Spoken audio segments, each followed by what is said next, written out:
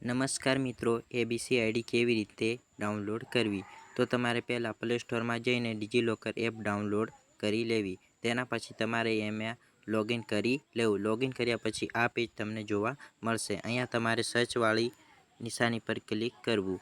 અહીંયા સર્ચ કરવાનું રહેશે એબીસી આઈડી.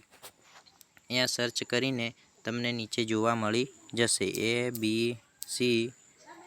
અહીંયા તમને નીચે PAARID એની પર ક્લિક કરવું.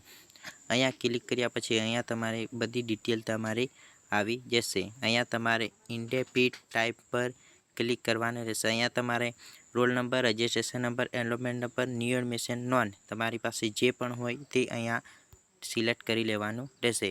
એના પછી નીચે તમે કયા વર્ષમાં એબીસી આઈડી કાઢવા માંગો છો એ સિલેક્ટ કરવાનું રહેશે. તો 2025. અહીંયા નીચે તમારે કઈ યુનિવર્સિટી કે કઈ કોલેજમાં કે કઈ સ્કૂલમાં તમે અભ્યાસ કરો છો એ અહીંયા સર્ચ કરવાનું રહેશે.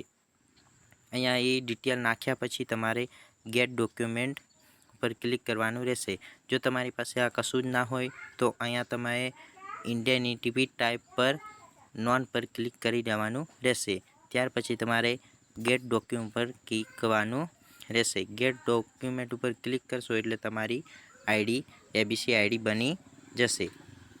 એબીસી આઈડી બની ગયા પછી તમારે અહીંયા નીચે ઇસ્યુ ઉપર ક્લિક કરવાનું રહેશે. અહીંયા તમને APPR આઈડી અહીંયા આઈડી જોવા મળી છે. એને ડાઉનલોડ કરવા માટે તમારે 3 ડોટ પર ક્લિક કરવાનું રહેશે. અને તમારે ડાઉનલોડ કરવા માટે અહીંયા ડાઉનલોડ એક્શન પર ક્લિક કરવાનું રહેશે. એટલે એબીસી આઈડી ડાઉનલોડ થઈ જશે. Thank you.